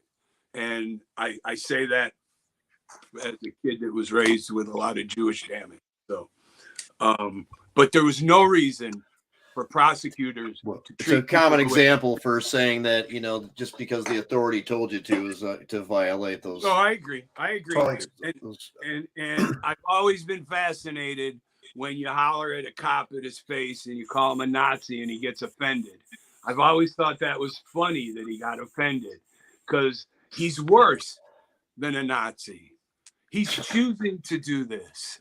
This is a choice he made. He believes in what he was taught in his 6, 8 week, 9-month course, whatever. You're muted, Rick. And he's willing to play the game. Yeah. And he knows he's destroying. Yeah, I know. I don't think lives. cops are worse than Nazis. That's a false equivalence, actually. But in most instances, he's not. In most instances, he's doing exactly what we pay him to do, you know? And then if you get a destroyed, then in that instance, you might have a case. But just but they're worse than a Hitler-loving mustache freak, then that seems like a kind of a harsh determinant. But I mean, we all had our own experiences, and we've all got our own PTSDs, and we all deal with it in the same way, in different ways. But until they start turning each other in. Yeah, so Adam's bringing up the point. There's levels of severity, which I kind of agree with Rick, but Adam's bringing up the point that, you know, a lot of the people in the Nazi world were coerced into doing stuff, whereas cops sign up voluntarily to become a cop. Well, and Adam touched on a really important aspect of it, is that unlike attorneys, and attorneys are what they call a self-policing profession, which is cops. Cops are not, and they're supposed to be. Right. And that's why I personally take issue when what a people weird argue recording we're all having cops are not bad today. cops. I personally take issue with that, because my argument always is, and people say to me all the time, hey, I know good former police officers. I know guys that never arrested anybody for weed. I know guys that did all these great things. And my question is, yeah, but how many times did they write their partner's name down on a complaint form because they watched them violate the law or the rule? And they don't. And that's the problem with the police. That's the problem with Michigan police. It's That's the the amazing problem world. with I mean, it goes on all over the country, but Charmie's It goes noticed on all after over the country, her but we travels are- that Michigan is a high concentration of these kind of shenanigans. extraordinarily corrupt. And I watched Michigan this has happen bad in my- rankings for that. I watched this happen in my lifetime in the city of Detroit, where we got a mayor who said that he was going to, quote, darken up the police force so it looked like the city. And what happened was they lowered the standard, so you needed a high school diploma. They brought in all these young black kids who then were trained by old white cops on how to be cops. And then in the 70s, 80s, 90s, you had a black police force that treated people horribly. Didn't matter race, because they were trained to be police officers by this group. Bad training. Right. So, I mean, it just kills me, because I don't know why I don't know my beat cop. I don't know why there's not a cop walks through my neighborhood. I don't understand that. It happens everywhere else in the world. Doesn't happen here. Everywhere in the Militarize the world. local police. Militarization of the police force and these warrior camps that they send cops to oftentimes give them a shoot first and ask questions later attitude. So they're trained that way, which doesn't excuse their behavior. But we slowly evolve. A cop that you knew his name, who stopped by the bakery every evening on the way home to pick up a fresh loaf for the wife, right? That guy's a distant memory now. Although some places are trying to reintroduce things like that. They have local police forces that ride bicycles, and they wear shorts and stuff, and they talk to people. I love that they're trying to get back to it. But I think a lot of it's budgetary, though, not necessarily a lack of will on the part of the administration to get closer to the people of their community. Very much so. When I had a business in downtown Detroit, at one point they had white hats, and the white hats would come out early in the morning, at lunchtime, and at rush hour, and they would direct traffic on every corner. And then those guys would disappear throughout the day because that wasn't their job. And you'd have a regular beat cop that came around. Well, the white hat used to come hang out in my store all day. His name was Andy. He was the greatest guy ever. I knew him for 20 years. And this cat did 3 hours worth of work all day long. And budgetary issues eventually got rid of the white caps. Eventually they got rid of the beat cops walking around. Eventually they got rid of 2-unit cars. Now you have single man unit cars. So that means that every time there is a police call, 2 cars have to show up. I mean, it's all budgetary, but what's more important than safety? Well, and you touch on, after they militarized the local police, prior to militarizing the local police, they declared the drug war, which is an actual war. It's not a made up name. Well, real guns, real soldiers, real enemies. That's us. That's what happened to Detroit. That's what happened to the whole country. It's an actual war, and we're the enemies. And the problem, though, is that police officers face citizens that are protected by the Bill of Rights. They're not soldiers that are facing enemy combatants. And we just need to get back to that spot. I don't know how. And you touched on something really important that I'm actually kind of falling into a very deep hole on right now, whether I want to or not, is the issue of when you split up partners, and maybe Anton can chime in on this too, but when you've gone away because of budget or whatever focus the concerns are, and you've had these single unit patrol cars, you have the individual now who can, let's say, function unmonitored and do things without, let's say, input from a secondary person. With that too, you have people who are put out on their own, and if you don't go along to get along or make good with the fraternity, you don't get anything back. You don't get anything back. And most importantly, one of the concerns that I'm hearing is that if I speak out or if I speak up, then my backup calls won't get responded to, or I won't get the assistance I need when I'm in trouble, or if I've got something going on, someone's going to say, "Oh, hey, my radio was off. Sorry, I wasn't in the area," or whatever it was. And there's going to be sort of like the backdoor dirty games that get played against the guy who, the nail that sticks up gets hammered down is the approach. And that is driving a lot of these cops, let's say, willingness to stay quiet with violations of their other partners because they need the job. It's a decent neighborhood to work in. They don't want to, let's say, shit where they eat and cause problems. So they're just going to say, hey, that's just the culture, and here we go. And what I've seen too in recent years is You'll get a cop that'll work a place for a year or so and then go to the other side of town. Yep. And it's just, why'd you leave there? It's like, it wasn't for me. Yep. And I've seen it both ways. I've seen it where a cowboy, the agency wasn't aggressive enough because they worked in a quiet town, or a guy was like, they worked way too aggressive for the town they were in, and I couldn't be a part of that. So in a sense, these cops have voted with their feet rather than protested, or rather than objected. They've just said, hey, this ain't for me, I'm going to go work next door. And it fixes nothing because they've done nothing to report that behavior, and it just kind of goes on and festers and continues. And worse yet is that when they do find cops that fit that mold, all they've done is add to the ranks, and now you have more bad cops in one place. True. Yeah, Paul, I think you're on point. And look, I worked internal affairs for years, so nobody has looked at dirty cops more than I. And when you get down into some of them are hideous, right? And some of the things that they do, and you're right, there is a culture, but here's the thing I'll say. That culture is fostered by weak leadership, and we continue to allow weak leadership to lead these departments, from the chief all the way down to that lieutenant or sergeant, right? You don't get to those positions by being the nice guy. It never happens. And that's my experience having done it. And that's the problem for me is shit leadership. And then you have to look at who's putting those people in those leadership positions. It's the shit politician above them who doesn't give a fuck.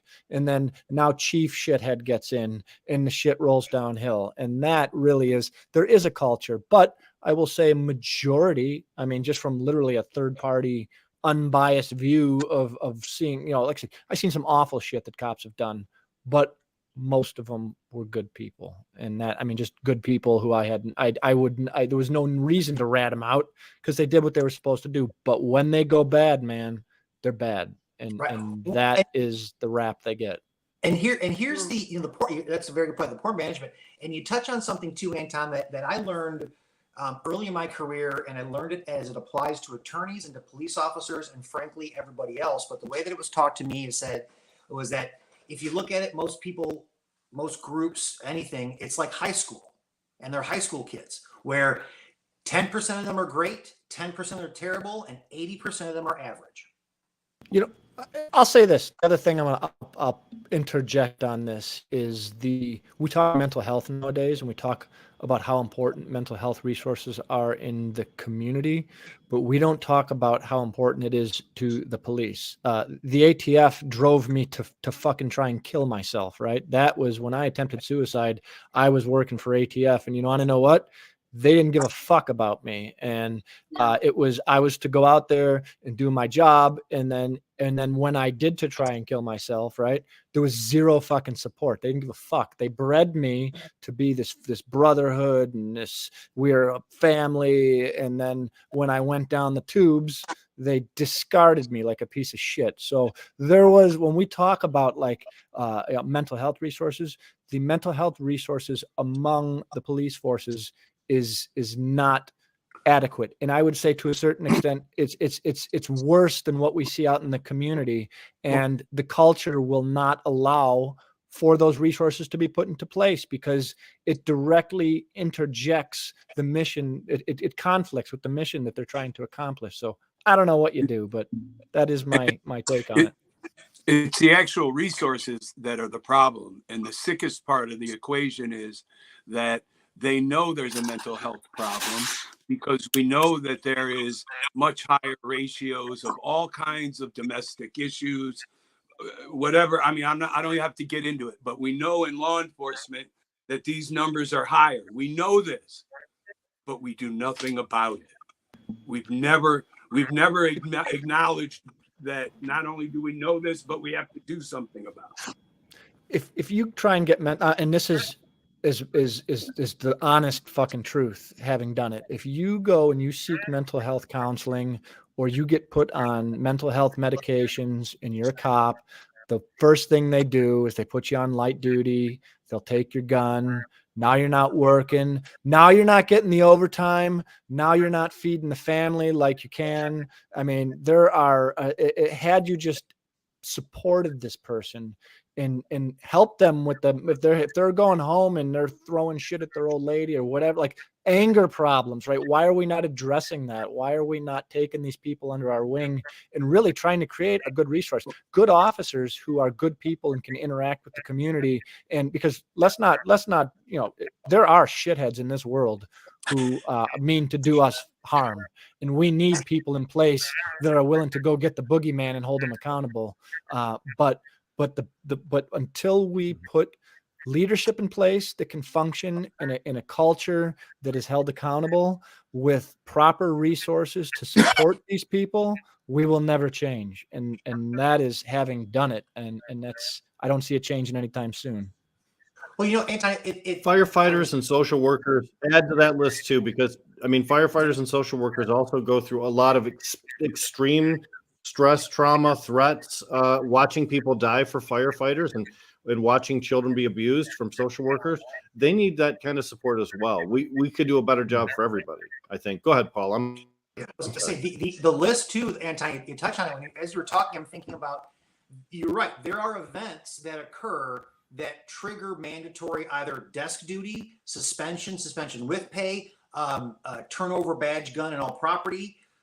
There's also events that trigger certain requirements to return, which is go have an eval, go have counseling sessions and things like that. And they wouldn't do it if it was available, right? So a lot of these guys wouldn't self-report. But if you lengthen the list of requirements that said, in the event of any of these reports, right? And if you included more of like anonymous tips on mental health, or even like try to correlate things that would prompt community complaints about officers as to a mental health report, or as to an evaluation that just says, hey, we're going to report on this. And just to make sure, you know, for insurance purposes here, we're going to send you off for an eval to find out if you have any sociopathic tendencies that weren't, you know, weeded out in round one. We do security clearance, you know, every 5 years in the federal government. You do a security clearance upgrade if you have a top secret security clearance. But you don't do a mental health evaluation. You do a mental health evaluation when you get in. But here's the thing: before you get in, you're usually good, right? It's not until you get into the job. And I'll share a personal story with the audience. You know, when I was working with ATF, when I actually got my medical card when I was on the job. So I was an agent working for the government with a medical marijuana card, and I was using cannabis, right? But nobody knew, right? I had no issues. I was never a problem. But it wasn't until my suicide attempt, and then the ATF found out that I had a medical card. Holy fuck. I was the fucking boogeyman. When really there was no, my behavior, I was stellar. I always had stellar reviews. You know what I mean? So, but once they found that medical card, suspended the security clearance, now we're not going to pay you. Now, you know, had they just helped me, I was in a bad place. You know what I mean? It's not the way to treat people, and bad cops are what we get. No, right. And that's the thing, is they spend so much time building the machine. And if the machine doesn't respond as it's supposed to, they're going to bang the side of it, replace a few parts, see what it does. And if not, they're going to junk it. But if I ever get elected to some sort of a position, I promise you, I have ideas of how to overhaul this fucking system. And I guarantee you there would be some changes put into place, because there is a lot of pent up, I don't know if resentment or what you call it, but I have some ideas on how we can fix some of this, because it's atrocious what we've come to, and I don't agree with it. You know, a lot of the frustration. Jamie, I teased the audience on Facebook about a reveal that we have for Michigan Normal. Adam and I can talk about that a little bit before we get too much of the show gone. We're down into the last quarter of our time. Okay, so yeah, we'll end the cliffhanger or reason to stick around to the end of the show, or toward the end. But I was hoping that Trish was going to be here, be back on, but you know, these challenges and stresses of, you know, the way things are, the slow moving stuff, the bad cops, all that kind of stuff. And you're trying to work in that world and try to do stuff like, you know, create better policies and laws for cannabis and stuff. It gets really overwhelming. And I was spoken to many people here, and I know we've all experienced it before. And that kind of burnout that you get when you're in that world, and you're just up against that. It seems like a stone wall half the time. It's really hard to take, and so I just wanted to kind of address that a little bit. A lot of people deal with that. There's a lot of people doing some really good work right now, and you see these posts questioning, should I still do this? What am I getting out of this? Really, we've seen different versions of this, and people have experienced this in their own ways over time. But a lot of us are still here, through a lot of that, and it can be done. But it's a real thing, and you have to pay attention to it, to be able to move forward. So I just wanted to go ahead. I'm sorry. I was saying the hope is that most of our larger concerns don't matter now, at least in this state, right? We have federal concerns, and we should be on I don't want to call it the downhill run in terms of the cannabis freedom, but we're better than we were 10 years ago, certainly. If I can I ask a question? Maybe somebody knows, and maybe somebody can find the answer to this. I heard through some of the CRA stuff that there was some product found in New York with Michigan labels on it that was made available through either was it a gray market store or some traditional market setup. Does anybody know what product that was or whose product that was? The article I saw on Entrepreneur or Cannabis Business, and it label it did say that there were no identifying marks which would allow it to be traced back to its source. So to have a Michigan label, but the special details on it. Because I've seen a lot of bags that I've not heard what it is, but crazy, right? I've seen bags and pre-roll tubes that are from Michigan, but are just say universal. Right, pre-printed bags that have they all have emblem on them because the state required it, right? I mean, they got a recognized brand name on it, right? Right. And I believe that's what happened actually originally with one of the vape companies, was that a bunch of their bogus product got put out there in their own stuff. But yeah, I mean, there's a few companies I know that are offloading stuff into New York, and it's because it's that Wild West market. But at the same time, I saw a raid go on in New York where the cops were carrying out garbage bags, a dozen cops with garbage bags, 2 in each hand, just pulling product out of a illegal, unlicensed storefront. And they got a bunch of those there. So, and that's the difference is Michigan, they weren't on top of that. When we opened up and everything went live, there weren't raids right away. Okay, so I'm just reading the statement that's listed at the bottom of our screen here because some of our viewing audience, our listening audience doesn't have the advantage of video. Legally Nifty, who's our friend who's been on here many times, there was actually the processor license number came back to Livewell, which is a company in Michigan. So, Paul, does that answer your question? Yeah, that does. And if I believe they're an MSO, so they've got some presence west of here. I think they're an MCMA participant, or at least former, and we didn't like them for their support of that stuff too. I mean, it's one thing to just have your brand out there, so you can at least argue that someone stole your bag and is just using it, like the Gary Payton and the cookies. That's what their whole claim is. But to have a processor number come back is, geez. Well, there should still be a way to. Well, obviously, you can tell where it was manufactured, but you can't tell what its life cycle was after it's left there. I suppose. I was just going to say, 100%. Michigan was full of that before 2012, even, which is like all this stuff. And hell, we're still seeing California product. Right? Still, Colorado weed, price and availability, and that's so it goes traditional market. Cali packs $500 a pound. Buy 2 get 1 free. We're not trying to sell or retail any cannabis on this program. Please don't censor us, YouTube. That was mere commentary. Yeah. That's right. Although I tell you what, there's something that maybe I'm showing my age in this, but hearing about $500 pounds it blows my mind sometimes still. It's just totally. Based on where we came from. Oh my I remember being a big daddy and putting my feet up on bags full of Colorado cannabis, literal little garbage bags, and I'd have to. They'd be wedged under the desk, and if I wanted to use the computer, I had to put my feet on top of them.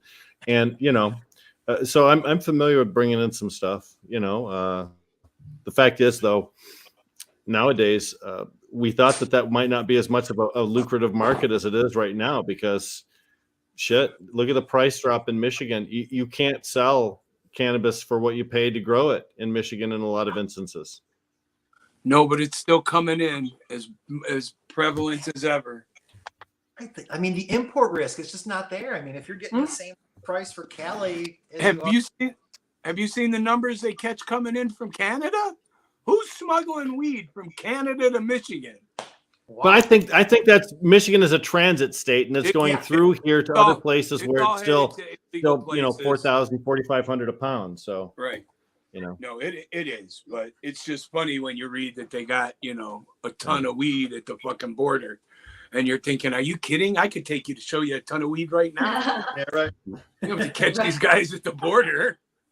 Hit me up when you get the guy that had the scuba gear on and went underneath the river. I love that. They're like crazy fucker. But the big ships come really close to the bottom of those rivers when they come through there, man.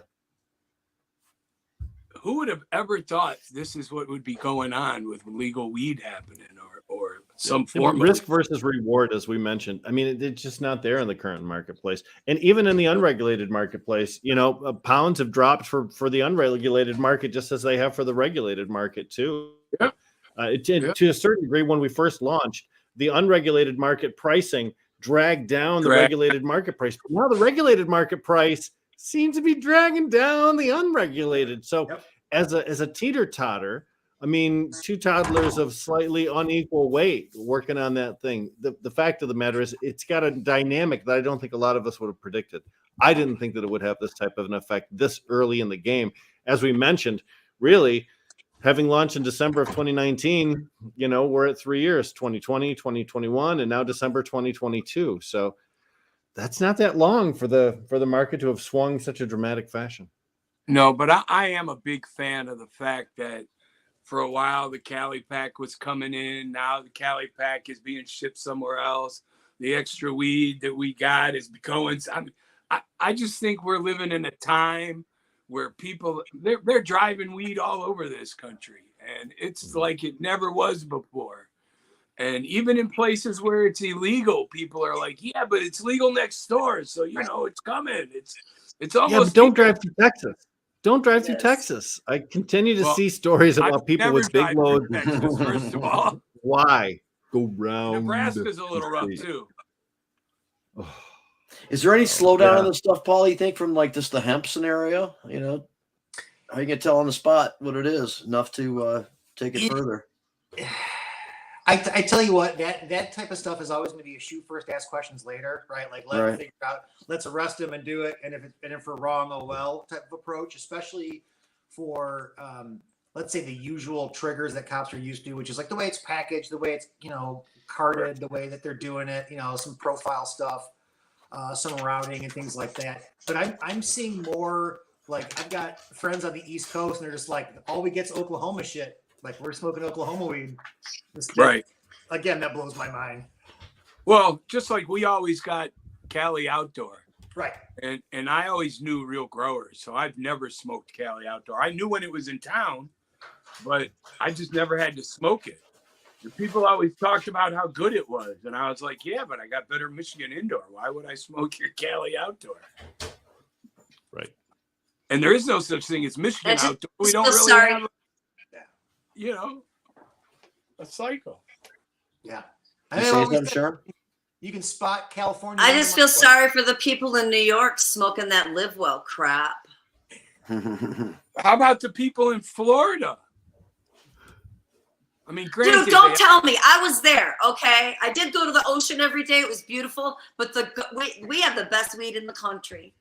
Michigan, grows the best weed in the country. So Baked Taters makes a decent point here. There's going to be a lot of good people that just can't compete right now through some of these tough times, and they're not going to be around.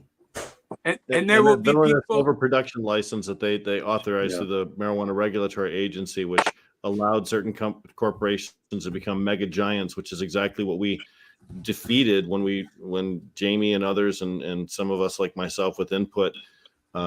Jamie wrote right into the MRTMA, you got a limit 5 Class Cs and then you're done until next year. Yeah. Well, and they just allowed it to go. And that each overproducer license allows 2,000 additional plants, and there's no limit on the number of overproducer licenses you can have. So you can essentially buy your way into having 40, 50, 60,000 plants. There's a place with 80,000 plants, man. Yeah. At least plans for it. Yeah. Indoor, 80,000 plants, viewers, in Michigan. Believe it. All What does that look like? All I know how big is that facility? How big? Probably huge. Probably several greenhouses next to each other, I imagine. Right. Yeah, I don't even know. All I know is that the best weed is still going to come from people who are growing small batch craft cannabis that, you know, it's the price is going to be there. It's not going to be cheap.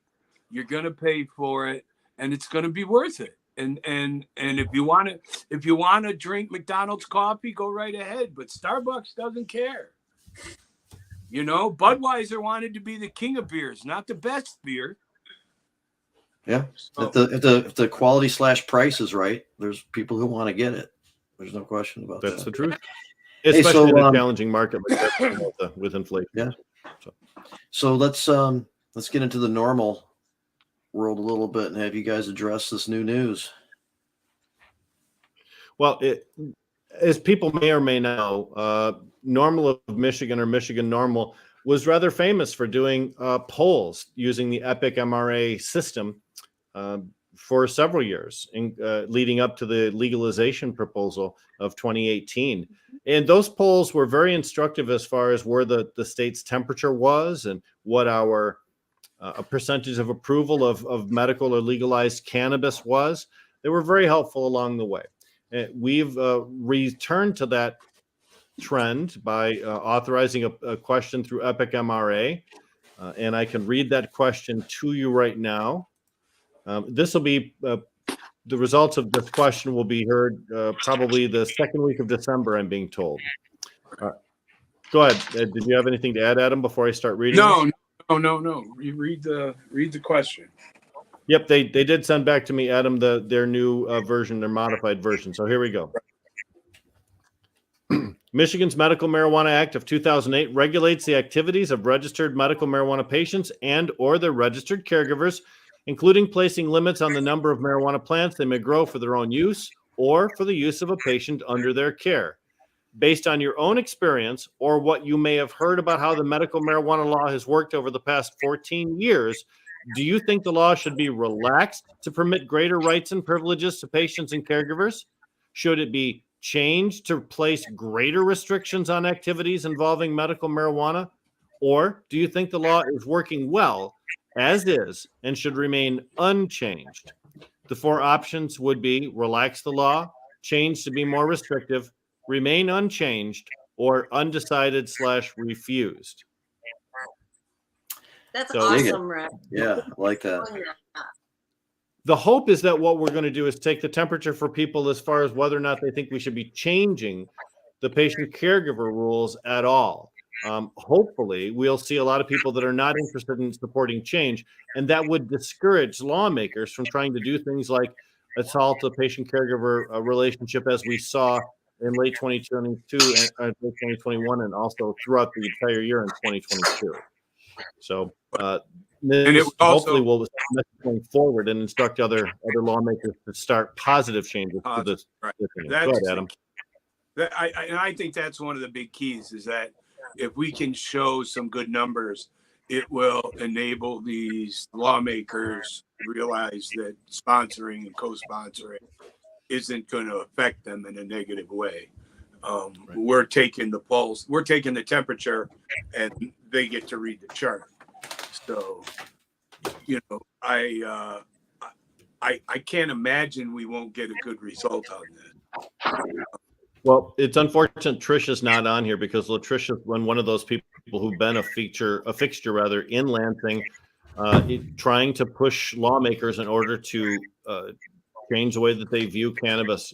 She's met with a number of them and has helped host events where lawmakers have been present to talk about cannabis issues. And she really has helped to move the needle on where the current crop of lawmakers might feel about cannabis. It's one of the reasons why we were successful in stopping those patient caregiver bills when they were in the House, and why the supporters of them have tried to rekindle that argument in the Senate, because the House is so polluted against that concept at this point. So I was that's wondering, a real win for us. I was wondering, and obviously we're not the group to do it, but it'd be neat to send out some sort of questionnaire to these legislators to find out what they don't like. What's their problem? Because obviously they don't understand.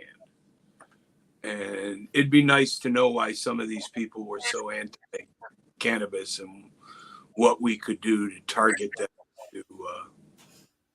Because it's certainly not the money thing anymore. I mean, the money's coming the other direction now. Now you're losing money not embracing us.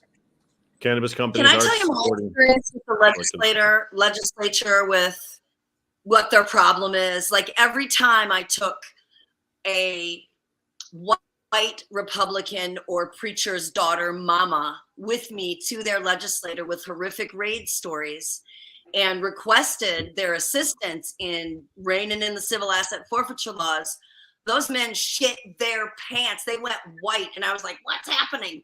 And then we got in session, we got to committee, and the cops walk in, hand them their talking points, and they read them.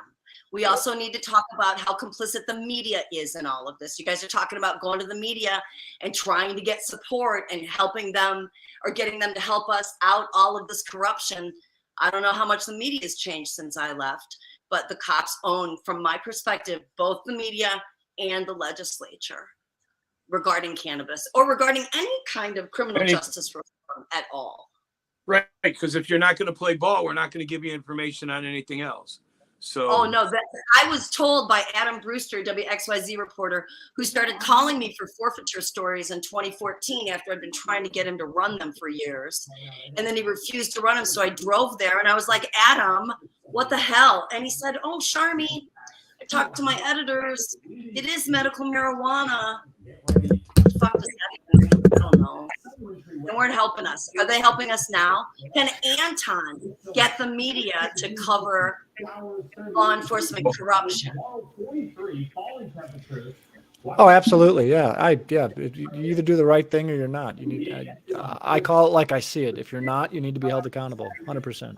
Yep. You get the media to publish the stories that you want, that you're explaining to them about corruption? I haven't had any interviews specifically for corruption. Most of the interviews I've had lately have been involving advocacy work, but I mean, they wanted to run a story on it. They're more than welcome to reach out to me. For sure. So, but the legislature, like they have to do with the Michigan State Police, the Prosecuting Attorneys Association of Michigan, the Police Chiefs Union, and the County Sheriff's Association tell them to do. but we have that's not going to go away. That TV noise. What was that? Yeah, there's some background noise in somebody's. Is it the fish tank? Oh no, it's somebody talking. So we have we're because some of the gerrymandering stuff was addressed. We do have a new type of a composition of lawmakers now. I mean, it's not going to make all the stuff you just described go away. The unnatural influence of the police lobbyists, is still going to be present in the legislature, and there's a lot of Democrats that are in support of that stuff. So, but yeah, there is. Go ahead, Adam. There is. Sorry, go on. Started on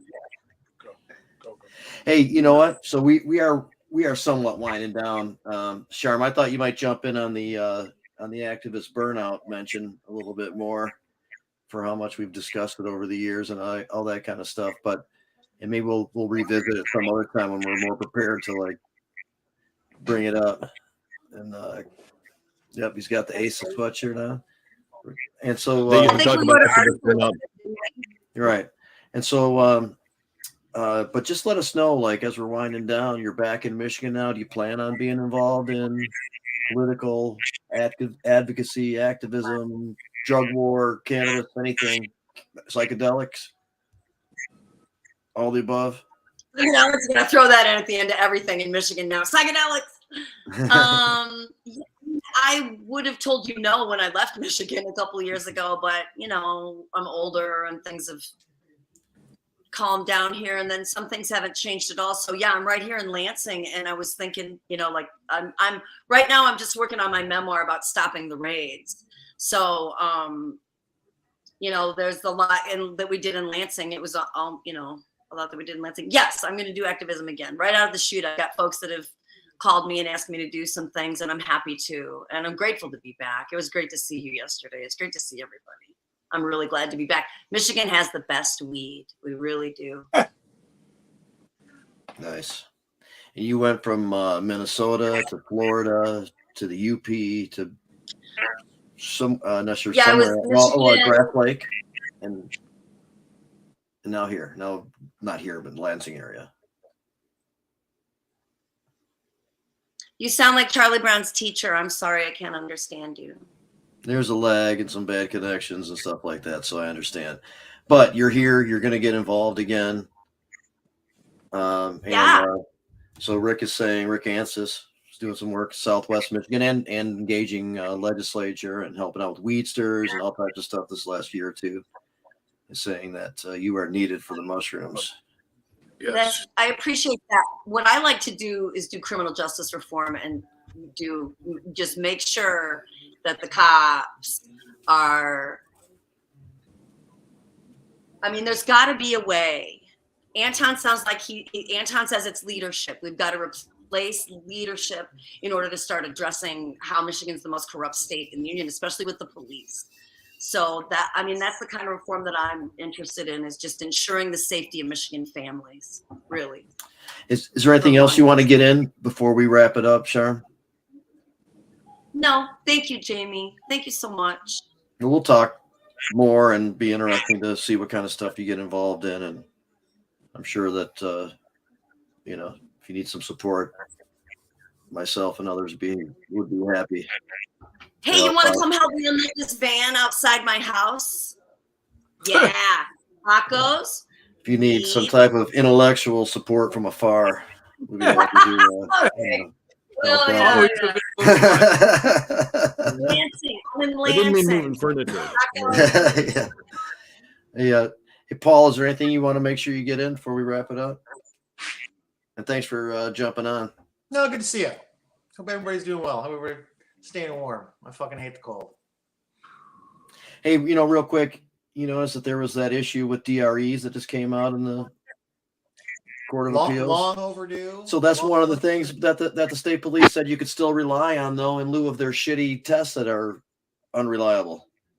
Well, and I tell you what, that again goes back to the shoot first, ask questions later, right? If they figure they can make an arrest that way, and then they take it to court and be like, well, this dog won't fight, then, you know, let them waste their own time. And then as they get through it, and a lot of it, I bet you what we'll see a real protracted, quick version of the DRE. Like, yeah, looks like you've been smoking weed. You got glassy eyes. You smell like weed. You told me you were smoking weed, so I'm putting that in my report, right? That's what we're gonna get to. It all matches up. All these non-scientific things all come together to 100%. prove that you were guilty. That's the biggest part of the training is like ask them what they took and they'll tell you, and that's much into that. Part of the biggest problem is that people don't go to court. They plead out. They don't avoid it. Yeah. They don't. You know, they know that if they were tested somehow, they probably failed the test. They don't realize it's a faulty test. Yeah, or costs, or just you're scared, you want to get out of it. Right. So, Adam, anything else you want to make sure you get in before we wrap it up? No, I really have nothing to say at all. Boy, I'm pretty good. Right on. It was a good show, though. Good. Yeah, I okay, like this conversation too. Go ahead. I want to know what kind of bikes those are behind, Paul. Okay, so this blue one is a 79 Harley Shovelhead. It's an FLH. You guys really, and then this one here is a 92 that I had hardtailed. That is going to be more of like a traditional chopper, whereas this one is more of a. This has got a traditional Crazy Frank fender on it.